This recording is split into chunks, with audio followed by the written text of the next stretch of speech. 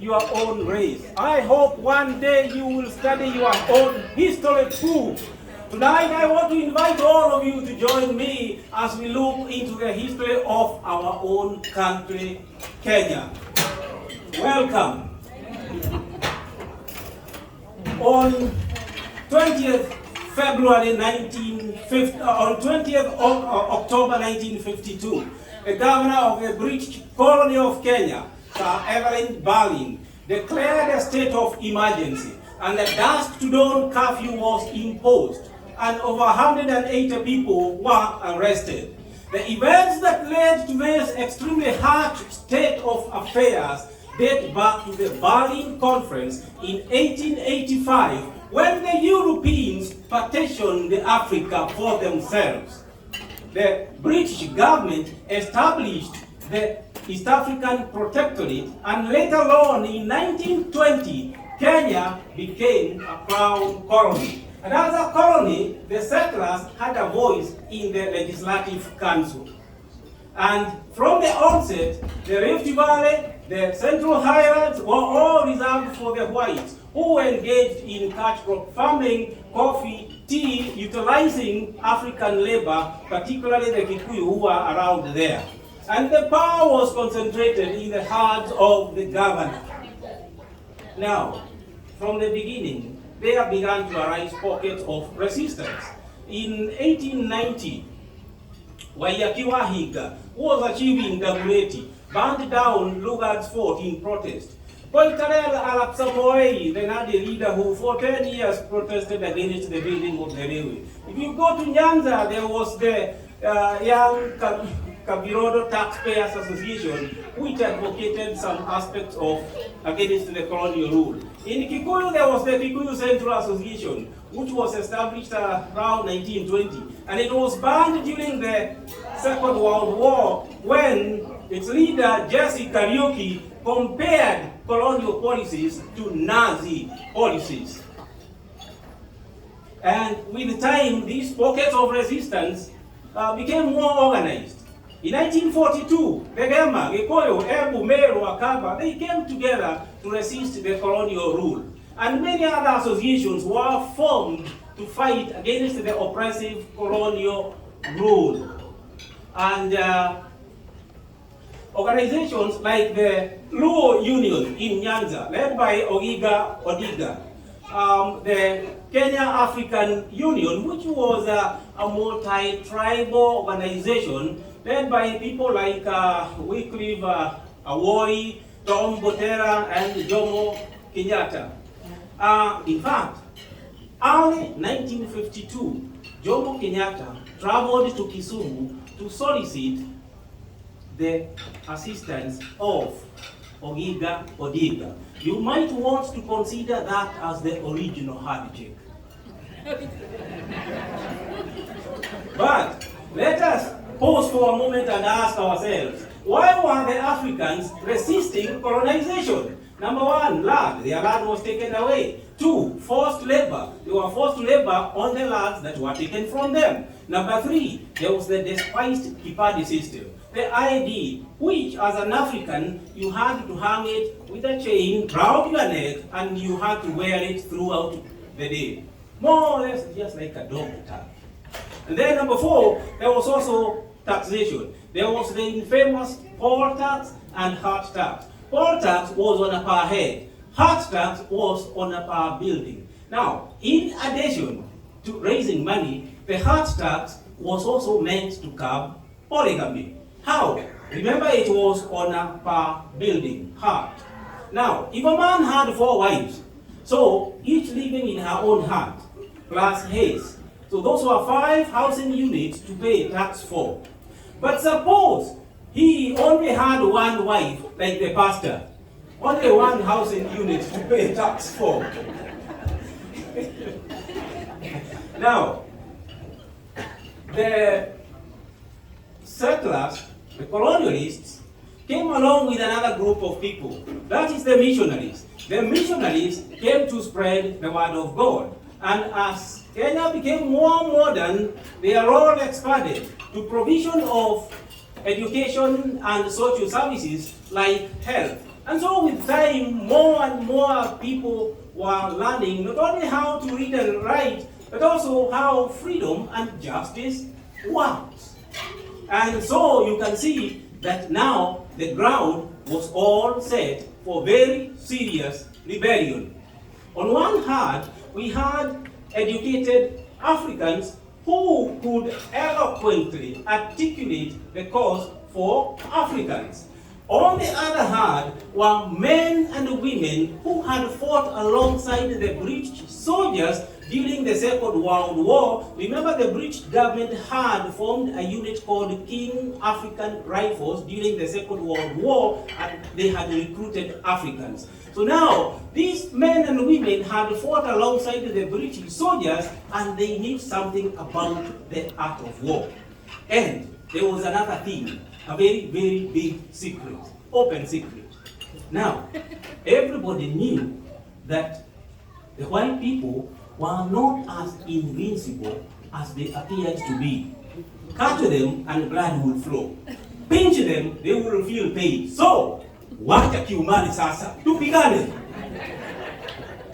And so, the Mau Mau rebellion from 1952 to 1960 was the culmination of all these grievances and many more. It was a key watershed because the rebellion was kind of a local movement that was directed principally at the colonialists and also the white settlers. And historians have claimed that it was the largest and most successful such movement in the whole of British Africa. And the Mau Mau was brutal to the Africans who betrayed the cause of the movement. Now, it was led by people like Stanley Mathenge, Bildad Kagia, Fred Kubai, who, because of their experiences in World War II, their experiences had stoked their desire to change the system because they knew something about war. And because of the large support of the Kikuyu people, the colonialists said, these are the troublemakers. And so they tried to isolate this community from the others. But this did not stop the others from joining in. That is how people like Pio Gamapinto, who was a Goan, joined in. Agwin Skode, and later on there was a Kalasiga, I don't know, Market C. They all joined. Now, because of all this, the rebellion gained momentum. Now, just to show the other people that they should not betray the movement, the famous, or rather infamous, Raleigh massacre, 74 people were butchered to death by the Mau Mau, to be a lesson that don't you dare to betray the cause of our rebellion.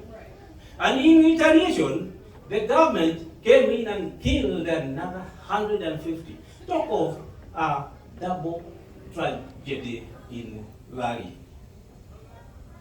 Now, when the situation escalated to very dangerous levels, the colonial governor declared a state of emergency on October 20th, 1952.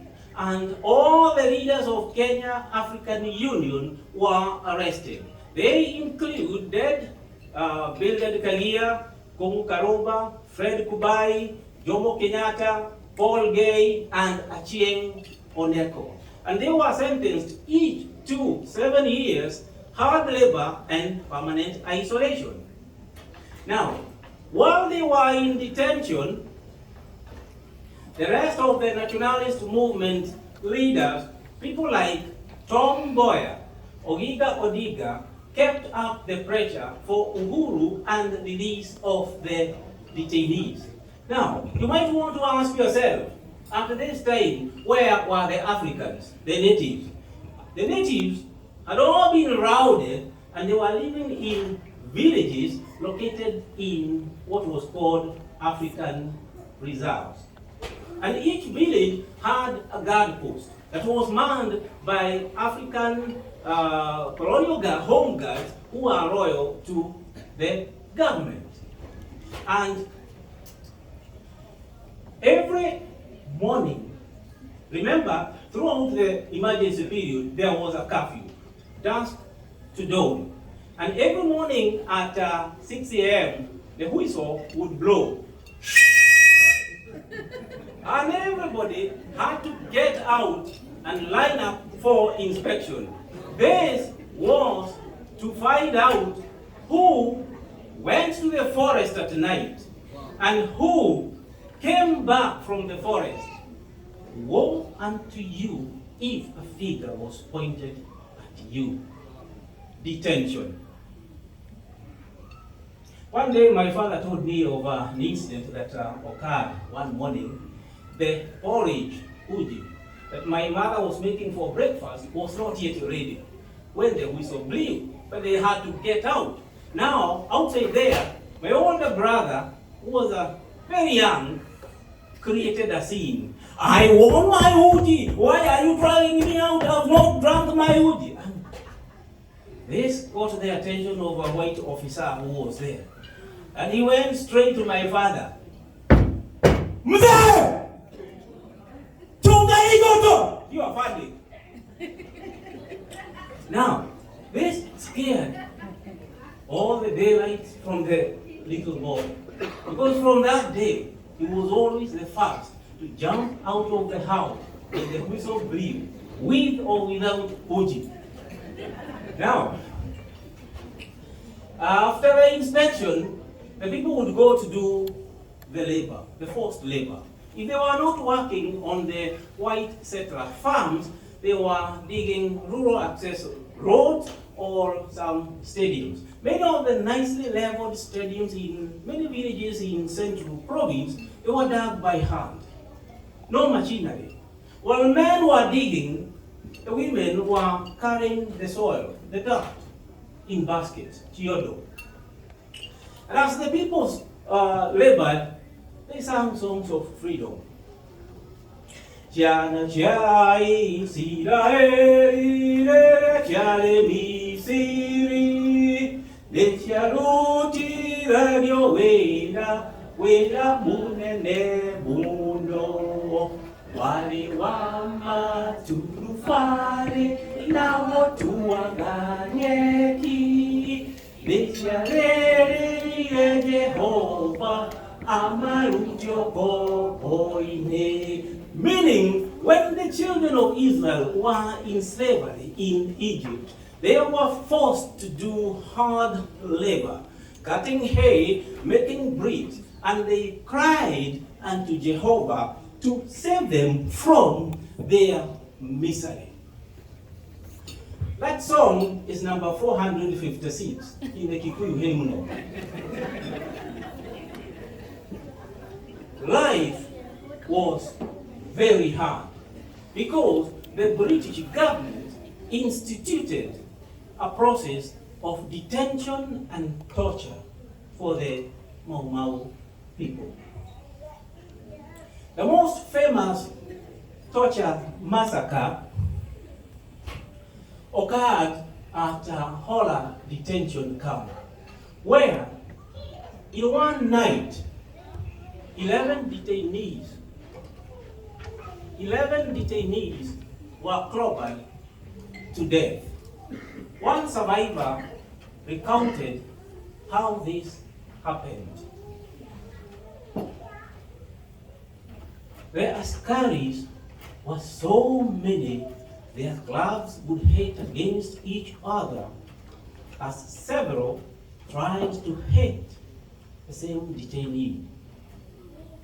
I was hit and I fell down. The detainee who fell over me had his skull broken, and I was covered in his brains and blood. I pretended to be dead. Other detainees continued to be beaten long after they had died. The white officer blew his whistle to stop the beating and then asked, "How many detainees have been killed?" 6. Rather than stop the beatings, Sullivan, the white officer, ordered the 6 bodies dragged away and then blew his whistle again. The mayhem started up once more until another trill of the whistle. The white officer again asked, how many had died? This time, the number had reached 10, at which point he ordered the beatings to stop. Life was hard, very hard, terrible.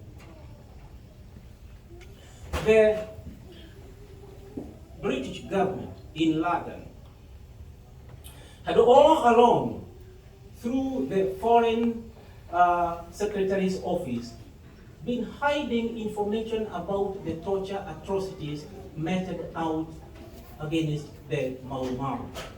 It was not until very recently, actually in the year 2011, that thousands of secret documents from the Foreign Office Secretary were declassified.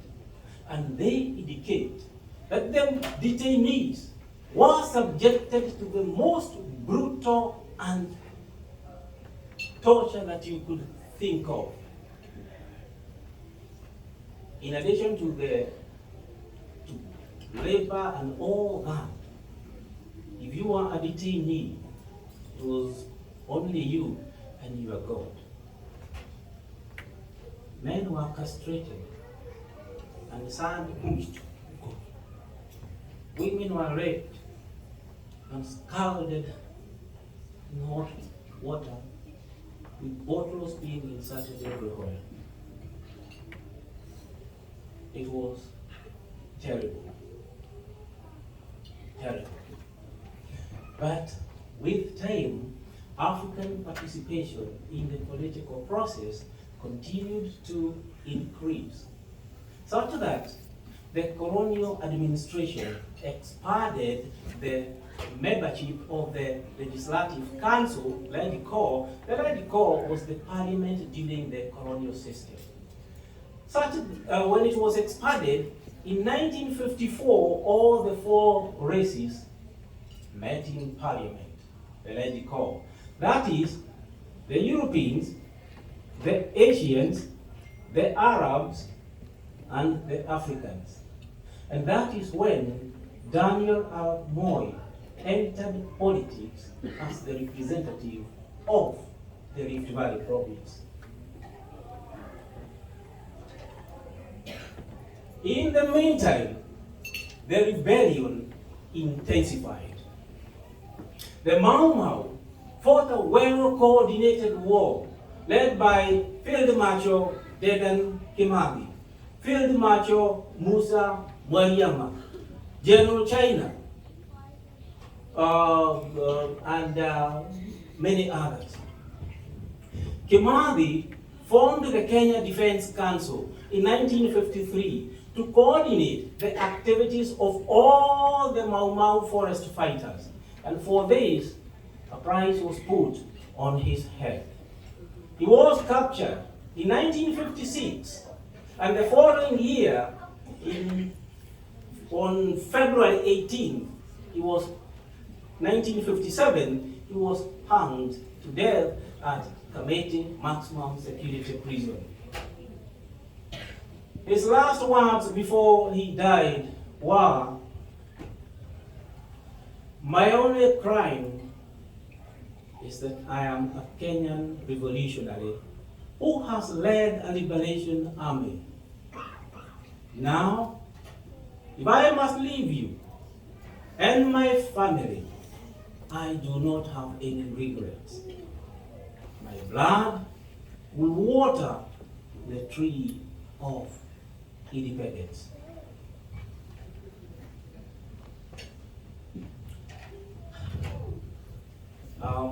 How many minutes do I have? Only your 20 minutes are gone. Oh, okay. Now, we may have to stop here. No, you can, 2 minutes. Okay, now, and so, with time, the colonialists reluctantly accepted that socio-political and land reforms were necessary. And therefore, in the next few years, 1958, 1959, 1960, the colonial government worked with African and white settler leaders to plan for the transition of Kenya to independence. And after being in prison for 9 years, Jomo Kenyatta was released in April 1961, and he joined the country. And after several negotiation meetings, I'm now moving extremely fast. Now, after several negotiation meetings, including the famous Lancaster Conference, a constitution was produced which led to Kenya being granted internal self-rule on 1st of June 1963. Later during the same year, 12th of December 1963, Kenya, the British colony of Kenya, was granted independence with Jomo Kenyatta as the president. And the Union Jack is the British flag. The Union Jack was lowered down for good. And up went the new Kenyan flag.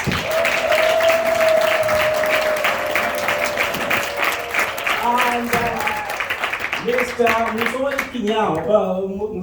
Kisoi Munyao climbed on top of Mount Kenya, and there he hoisted the new Kenyan flag. Munyao haisha federa, niamba luli matatu, haisha federa. Harambe, harambe, hey, Munyao. Now,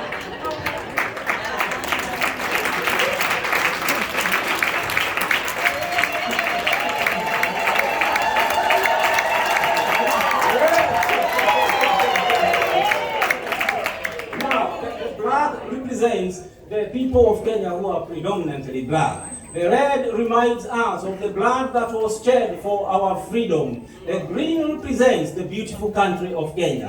The white stripes represent the peace. And the shield and the spears, they portray and remind us that the freedom that we enjoy was fought for. When Kenya got independent, many people wanted to rebel, but Kenyatta told them no, because somebody was a Mau, the other one was a home guard, the other one was a thief, the other one was a traitor. He told them, no rebel. Forgive and forget the past. Let us build our country. Because as you do so, walk tall, with your head high, because now you are a free man, a free person in a free country. Maana yake kanyanga nchi yako kwa nguvu na raha. Hilo ni hakikisho la rais wetu. Zamani tulikuwa namba 4. Sasa wabautani tuko namba 1. Kenya nchi ya Kenya nchi ya juu. Now, and that is, remember the people suffered and they prayed to God. Therefore, even after independence, they did not forget. If you remember the national anthem that we sang, it begins with a prayer. And so even you, when you remember your people, pray for them.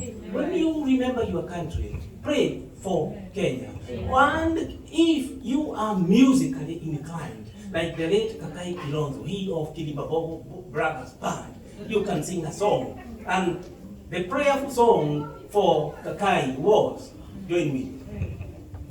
Wibo huni naibao, siyo wibo maobi, ikiomba Mwenyezi Mungu Baba.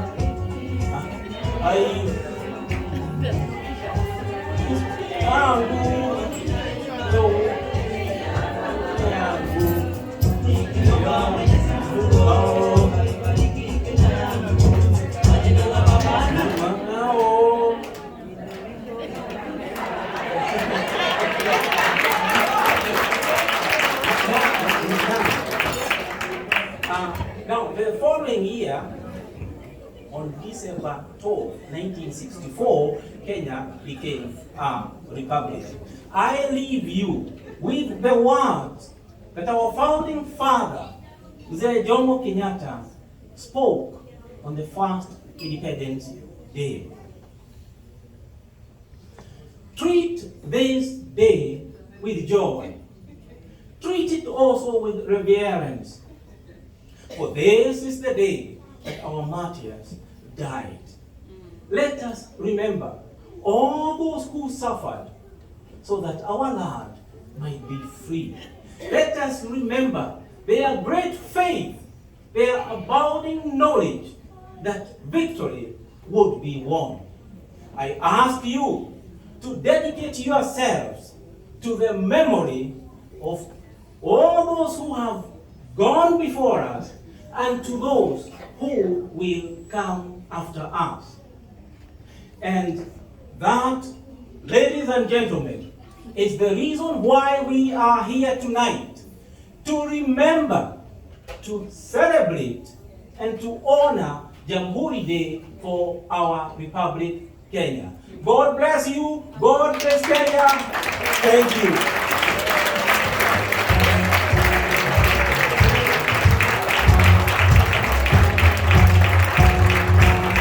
Let's give a big round of applause to our brother Mbatia for that great presentation of the history of our nation of Kenya.